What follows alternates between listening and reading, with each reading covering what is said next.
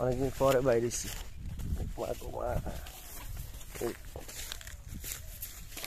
মাঠের মধ্যে কিন্তু হাঁটতে হাঁটতেছি নাড়ারে বেশি কেটে লেছে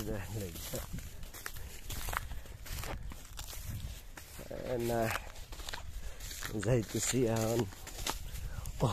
মা এত কষ্ট, হাঁটতে পারতেছি না। লাইটগুলারে কাটতে কাটতে বেশি ছোট করে লাইছি। হ্যাঁ, লাইলগুলারে কাটতে কাটতে করে বেশি ছোট করে লাইছে। এখন আমি আর যাইতে পারতেছি না।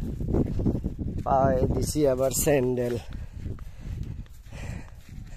পানিতে ভিজা ভিজা একটু একটু ফুরে যাই। এই হচ্ছে অবস্থা আর কি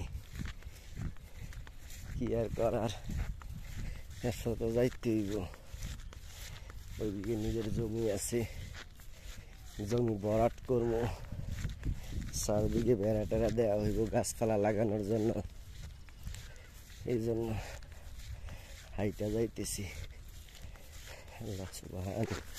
মানুষ কিভাবে জানি মাঠের মধ্যে এত পরিশ্রম করে, চাষাবাদ করে, অনেক কষ্ট হয় আসলে।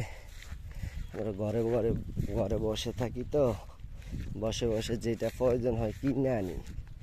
আসলে উৎপাদন করতে যে কত কষ্ট মাঠের মধ্যে না আসলে বোঝা যায় না।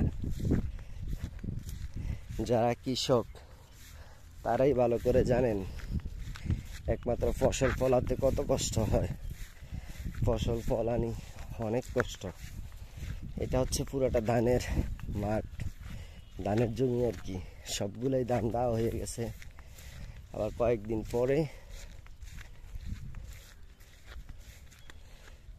পরে এগুলো আবার ধান রোপণ করা হইব আর কি।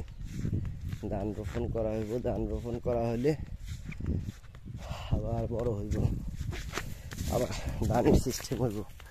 এখন দুঃখের বিষয় হচ্ছে এইটা, আমার স্যান্ডেল লাইছি সিরিয়া। এই যে দেখেন, আর স্যান্ডেল লাইছি সিরিয়া, আর তো কোনো রাস্তা নাই। এখন এটাতে ফালাই দিয়ে যাইতে হইব, আর কোনো সলিউশন নাই। যাইতেছি তার তুর লইয়া বেড়া টেড়া দেওয়ার লাগিয়া। কোনো সলিউশন পাইতাম না, যেহেতু জোতা দিয়ে এনে থাক, জোতা মামাতি এনে থাক, আমরা একটু আই ঘুরে গেলে। জোতা মামার রাইখা এই যে বৃষ্টি হয়েছিল, মানুষে ফাঁক শাক করার জন্য নাড়াগুলারে কাইটা লইছিল।